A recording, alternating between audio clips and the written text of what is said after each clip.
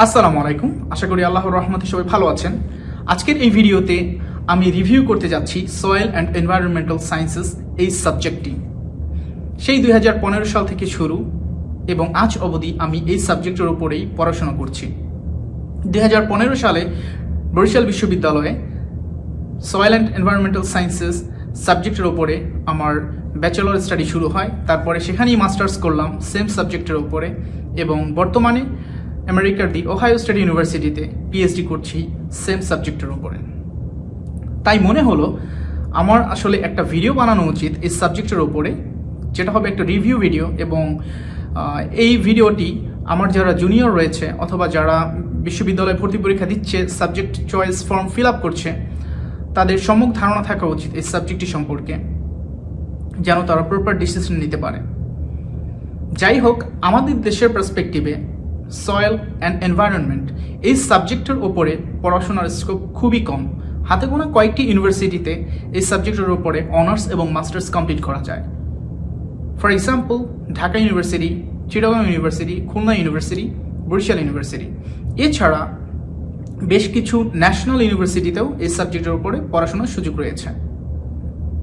অন্যদিকে environmental science অথবা natural science এই রিলেটেড যে সাবজেক্টগুলো, সেগুলো পড়ার সুযোগ রয়েছে বাংলাদেশের বিজ্ঞান ও প্রযুক্তি ভিত্তিক যে ইউনিভার্সিটিগুলো সেগুলোতে, যেমন নোয়াখালী বিজ্ঞান ও প্রযুক্তি বিশ্ববিদ্যালয়, পটুয়াখালী বিজ্ঞান ও প্রযুক্তি বিশ্ববিদ্যালয়। আমরা যখন আমাদের চয়েস ফর্ম ফিল আপ করি, তখন আসলে এই ধরনের সাবজেক্ট আমাদের চয়েস লিস্টের একদম নিচের দিকে রাখি নর্মালি। আমার ক্ষেত্রেও এর ব্যতিক্রম ছিল না, কিন্তু এই সাবজেক্টটি আমার খুবই পছন্দের ছিল, যার কারণে প্রথমে কম্পিউটার সায়েন্স অ্যান্ড ইঞ্জিনিয়ারিং সাবজেক্টটি থাকলেও ঠিক দ্বিতীয় পজিশনে ছিল soil and environmental sciences subject. আমি ভেবেছিলাম আমার মেরিট পজিশন অনুযায়ী আমি যদি computer science and engineering subject নাও পাই, সয়েল অ্যান্ড এনভায়রনমেন্টাল সায়েন্সেস সাবজেক্টটি আমি খুব আনন্দ নিয়ে পড়াশোনা করতে পারবো। আসলে এই সাবজেক্টটার প্রতি প্রথম থেকেই আমার একটা অন্যরকম একটা টান ছিল, কেননা আমি ভাবতাম এইভাবে যে সয়েল অ্যান্ড এনভায়রনমেন্ট টোটাল ব্যাপারটা হচ্ছে ন্যাচারাল জিনিস এবং আল্লাহ তাআলার সৃষ্টি নিয়ে পড়াশোনা এবং অ্যাপ্লাইড একটা সাবজেক্ট, যার কারণে এটা আমার চয়েস লিস্টের প্রথম পজিশনে না থাকলেও দ্বিতীয় পজিশনে ছিল। আমাদের দেশের ইউনিভার্সিটিতে এই সাবজেক্টটি খুব মজা করে পড়ার সুযোগ রয়েছে। এতে আছে ল্যাব ফ্যাসিলিটি এবং ফিল্ড ট্রিপ, ফিল্ড স্টাডি, যেগুলো খুব আনন্দদায়ক এক্সপেরিয়েন্স পেতে খুব সহায়ক ভূমিকা পালন করে।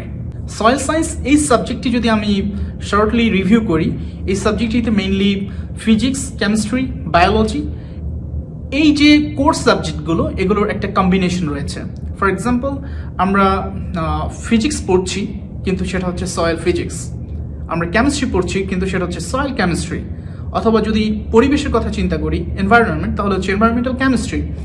এছাড়া আমরা যদি বায়োলজির কথা ভাবি, তাহলে আমরা পড়ছি সয়েল মাইক্রোবায়োলজি। তো এই কারণে সয়েল সায়েন্স পড়া তার মানে হচ্ছে আপনার যদি ফিজিক্স, কেমিস্ট্রি এবং বায়োলজিতে ভালো দখল থাকে বা আপনি যদি এগুলোতে ইন্টারেস্টেড থাকেন, তাহলে আপনি কিন্তু অ্যাপ্লাইড সাবজেক্ট হিসেবে সয়েল সায়েন্স, এনভায়রনমেন্টাল সায়েন্স আপনি কনসিডার করতে পারেন। এবার কথা বলা যাক কেরিয়ারের বিষয়ে। আসলে বাংলাদেশের পার্সপেক্টিভে আপনি এই সাবজেক্টে অনার্স মাস্টার্স কমপ্লিট করার পরে যদি জবের কথা চিন্তা করেন, তাহলে প্রথমেই আপনার মাথায় রাখতে হবে বিসিএস এর কথা, কেননা বিসিএস সম্পন্ন করার মাধ্যমে আপনি কিন্তু এসআরডিআই, যেটা হচ্ছে সয়েল রিসোর্স ডেভেলপমেন্ট ইনস্টিটিউট, সেখানে আপনি জব করতে পারেন। এছাড়া ইক্ষু গবেষণা ইনস্টিটিউট, চা গবেষণা ইনস্টিটিউট এবং বিভিন্ন মন্ত্রণালয়, পরিবেশ মন্ত্রণালয় বা যেগুলো হচ্ছে ক্লাইমেট চেঞ্জ এবং ফরেস্ট, এইসব রিলেটেড যে ডিল করে যে মন্ত্রণালয়গুলো, সেগুলোতেও আপনি জব পেতে পারেন। তবে সেখানে কম্পিটিশন খুব বেশি, কেননা সিট সংখ্যা খুবই কম থাকে। আর বর্তমানে বিসিএসে সয়েল সায়েন্সের স্পেশাল একটা ক্যাটেগরি বা একটা কোটা দেওয়া হয়েছে, যার কারণে হচ্ছে সুযোগটা আরও বেড়ে গেল যারা চেষ্টা করছেন এই লাইনে। কেননা সয়েল সায়েন্স কোটা আসার আগে এগ্রিকালচার কোটার উপরে ভিত্তি করে আমাদের যারা সিনিয়র ছিলেন, তারা সিনিয়র ভাইরা ছিলেন, তারা পরীক্ষা দিতেন বিসিএস পরীক্ষা। যাই হোক, আমার বিসিএস এর প্রতি তেমন ইন্টারেস্ট ছিল না একদম শুরু থেকে। আমার ইচ্ছেই ছিল এই বিষয়ে আসলে লেগে থাকা, গবেষণা করা, অথবা এই গবেষণা রিলেটেড যে ফিল্ড সেখানে হায়ার স্টাডি করা এবং তারপরে সেই এক্সপেরিয়েন্স অনুযায়ী আমি আমার জব পছন্দ করব। যেই কারণে আপনিও যদি ঠিক এইরকম চিন্তাধারা মনে রেখে থাকেন যে এই সাবজেক্টের উপরে হায়ার স্টাডি করবেন, বাইরে যাবেন, পড়াশোনা করবেন, পিএইচডি করবেন, পোস্টডক করবেন, তাহলে আপনার প্রথম থেকেই যে বিষয়টি মাথায় রাখতে হবে, সয়েল সায়েন্সের অনেকগুলো সাব ক্যাটাগরি আছে। যেমন আপনি যদি ফিজিক্স পছন্দ করেন তাহলে হচ্ছে সয়েল ফিজিক্স, কেমিস্ট্রি পছন্দ করলে সয়েল কেমিস্ট্রি। তো আপনার আসলে ইন্টারেস্ট কোথায়, কোন সাব ডোমেইনের উপরে আপনার ইন্টারেস্ট রয়েছে, সেই ডোমেইনের উপরে আপনার একটু বেশি সময় দিতে হবে। অন্য পড়াশোনার পাশাপাশি সেই সাবজেক্টের উপরে আপনি আপনার নিজের যে স্কিল অথবা নলেজ সেটা অনার্সের শুরু থেকেই গ্যাদার করতে পারেন। এছাড়া আপনি যদি বিভিন্ন টিচার বা প্রফেসর যারা রয়েছেন তাদের সাথে কোলাবোরেটলি কিছু কাজ করতে পারেন এক্সপিরিয়েন্স গ্যাদারের জন্য, এবং অনার্স লেভেলে হচ্ছে প্রজেক্টের সুযোগ থাকে, সেই প্রজেক্টগুলো আপনি যদি একটু প্রফেশনালিজম ভাবে করেন তাহলে হচ্ছে সেটা ভালো কিছু পজিটিভ ইফেক্ট আনবে আপনার সিভিতে, আপনার ক্যারিয়ারে। এরপরে যখন আপনি মাস্টার্স করবেন, অথবা আপনি যদি মাস্টার্স দেশে নাও করেন, আপনার যদি অনার্সে রিসার্চ এক্সপেরিয়েন্স থাকে, সেটাও কিন্তু হায়ার স্টাডির জন্য খুব গুরুত্বপূর্ণ ভূমিকা পালন করবে। ফর এক্সাম্পল, আমেরিকাতে কিন্তু অনার্স কমপ্লিট করার পরেই আপনি সরাসরি মাস্টার্স না করে পিএইচডিতে অ্যাডমিশন নিতে পারেন, এনরোল করতে পারেন।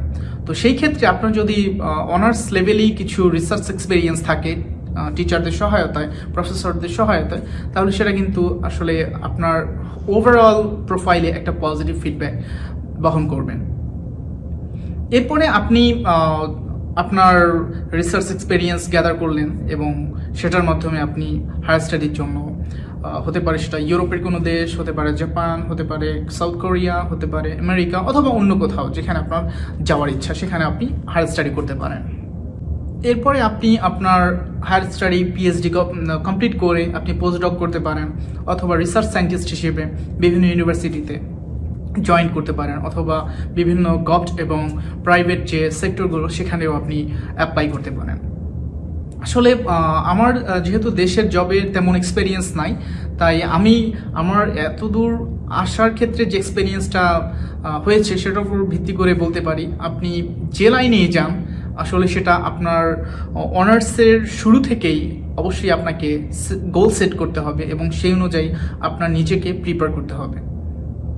ধন্যবাদ সবাইকে আজকের ভিডিওটি দেখার জন্য। দেখা হবে পরবর্তী কোনো ভিডিওতে। ভালো থাকবেন সবাই। আসসালামু আলাইকুম।